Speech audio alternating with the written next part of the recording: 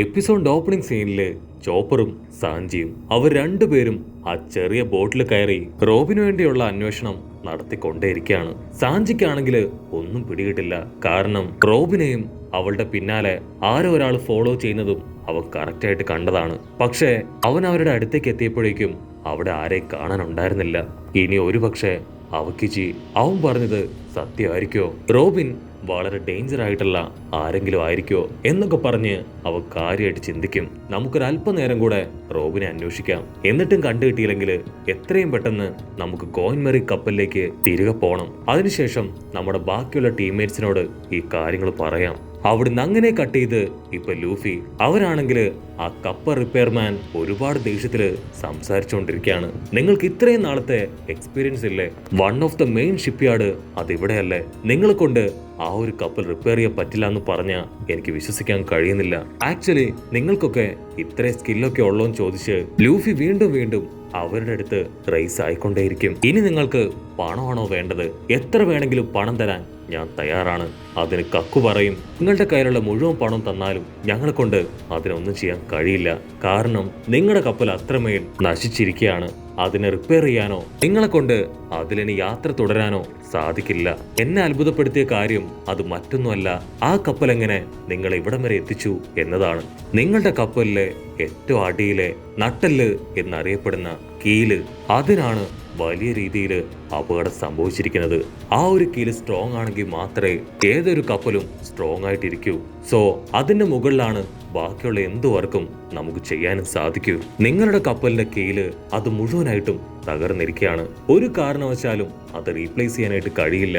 അത് റീപ്ലേസ് ചെയ്യുന്നതിലും നല്ലത് പുതിയൊരു കപ്പൽ ഉണ്ടാക്കി അതിൽ നിങ്ങളുടെ യാത്ര തുടരുന്നതാണ്. ലൂഫി അടിച്ചു പറയും, ഞങ്ങൾക്ക് കോയിൻമെറി കപ്പല് അത് തന്നെ മതി. നിങ്ങൾ തുടക്കം മുതല് അത് അഴിച്ചു പണിഞ്ഞോളൂ. അതിന്റെ ബേസ്മെന്റ് അത് മുഴുവൻ ചേഞ്ച് ചെയ്താലും ഞങ്ങൾക്ക് ഒരു കുഴപ്പമില്ല. പക്ഷെ കോയിൻമെറി കപ്പല് അതൊരിക്കലും ഞങ്ങൾക്ക് വിട്ടുകൊടുക്കാനാവില്ല. അതിനവൻ വീണ്ടും പറയും, അതിലും ഞങ്ങൾക്ക് ഒരുപാട് ബുദ്ധിമുട്ടുകളുണ്ട്. എന്തൊക്കെ ഞങ്ങള് സിമിലർ ആയിട്ട് കോയിൻമെറി കപ്പൽ വീണ്ടും ബിൽഡ് ചെയ്യാൻ ശ്രമിച്ചാലും അതിൽ ഒരുപാട് വ്യത്യാസങ്ങൾ ഉണ്ടാവും. മരത്തിനും അതിന്റെ ആകൃതിക്കും അങ്ങനെ എല്ലാ കാര്യങ്ങളിലും നല്ല ചേഞ്ചസ് വരും.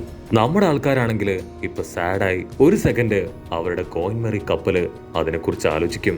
കട്ട് ചെയ്ത ഐസ്ബർഗ് പറയും, നിങ്ങളുടെ കയ്യില് ഇപ്പൊ ആവശ്യത്തിന് കാശില്ലേ? സോ പുതിയൊരു കപ്പല് അത് ബിൽഡ് ചെയ്യ്. നിങ്ങളുടെ കപ്പല് സേഫ് ആയിട്ട് ഏതെങ്കിലും ഒരു ലാൻഡില് അങ്ങനെ നിലനിർത്ത്. ഓർമ്മകൾ നശിക്കാതെ നിങ്ങൾക്ക് എപ്പോഴും അത് കാണാനും അതിന്റെ അടുത്ത് പോകാനും കഴിയും.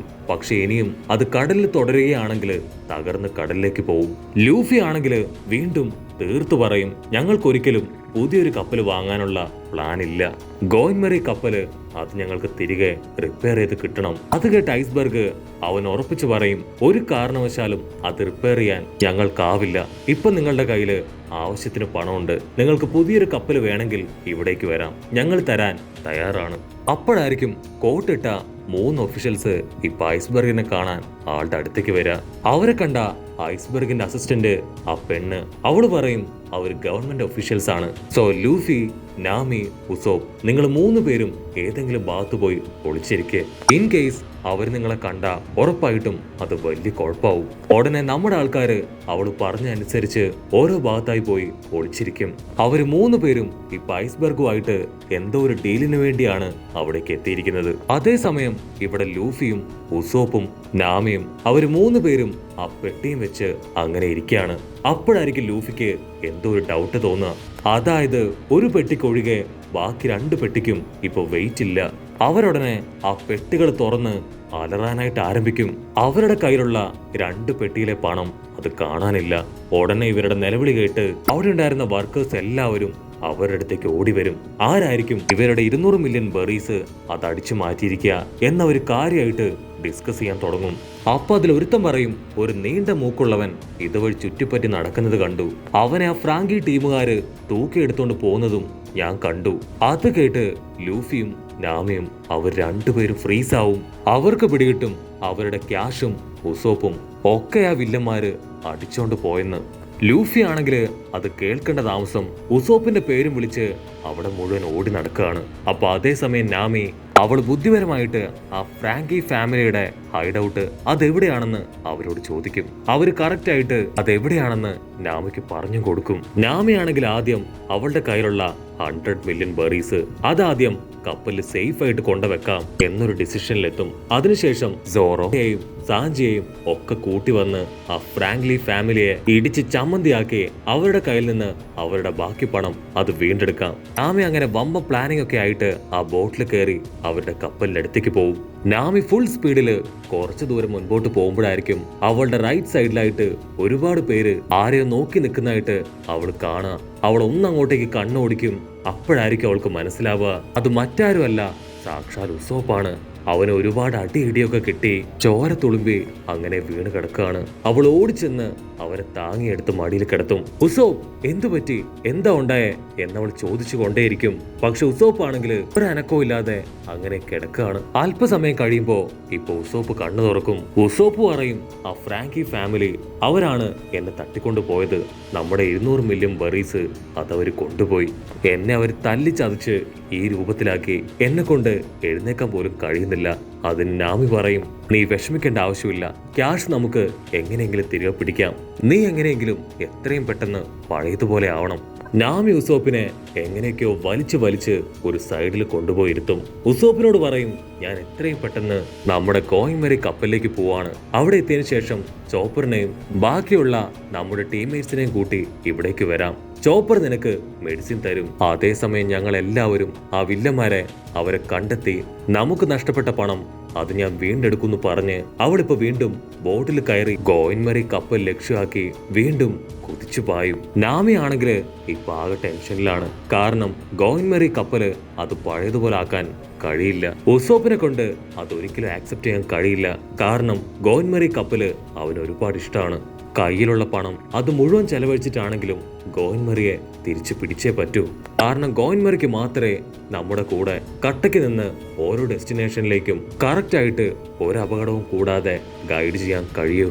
അവിടുന്ന് അങ്ങനെ ബ്ലാക്ക് ഔട്ട് ചെയ്ത സോറോ അവനിപ്പോ കപ്പലിലേക്ക് തിരിച്ചു വന്ന സാഞ്ചിയോടും ചോപ്പറിനോടും അവരോട് രണ്ടുപേരോടും ഗോയിൻമരിയുടെ ഇപ്പോഴത്തെ അവസ്ഥ അത് പറഞ്ഞു കൊടുക്കും. അവർക്കാണെങ്കിൽ അത് വിശ്വസിക്കാൻ കഴിയില്ല.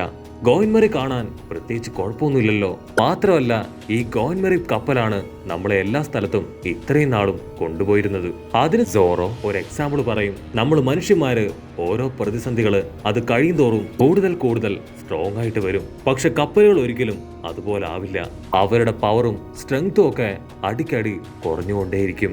സാഞ്ചിക്കും ചോപ്പറിനും അവർക്ക് രണ്ടുപേർക്കും അത് കേട്ട് ഒരുപാട് വിഷമാവും. ഉസോപ്പ് അവൻ ഈ കാര്യം അറിയുകയാണെങ്കിൽ ഉറപ്പായിട്ടും അവനെ കൊണ്ട് അത് സഹിക്കാൻ കഴിയില്ല. അപ്പൊ കറക്റ്റ് ടൈമില് ഇപ്പൊ നാമി അവളും അവിടേക്ക് വരും. കട്ട് ചെയ്ത ആ ഫ്രാങ്ക്ലി കള്ളന്മാരുടെ വലിയ വീട് അവിടെ ഇപ്പോ ഭയങ്കര സന്തോഷവും വമ്പം പാർട്ടിയൊക്കെ അങ്ങനെ നടക്കാണ്. കാരണം അവർക്കിപ്പോ 200 മില്യൺ ബെറീസ് ആണ് ചുളിവില് നമ്മുടെ ആൾക്കാരുടെ കയ്യിൽ നിന്ന് കിട്ടിയത്. ഉടനെ അവരുടെ ലീഡർ ആള് പറയും, ഇതൊന്നും അത്ര വലിയ ഹണ്ടിങ് ഒന്നും അല്ല, എങ്കിലും നിങ്ങളുടെ വർക്കിനെ ഞാൻ പ്രശംസിക്കുകയാണ്. സോ അതിന്റെ ചെലവിലേക്കായി ഇതാ 5 മില്യൺ ബെറീസ് ആണ് ഞാൻ നിങ്ങൾക്ക് തരാൻ പോകുന്നത്. അപ്പോഴായിരിക്കും അവരുടെ ഡോറ് അതും തല്ലി തകർത്ത് ഇപ്പോ സാക്ഷാൽ ഉസോപ്പ് അവനകത്തേക്ക് വരിക.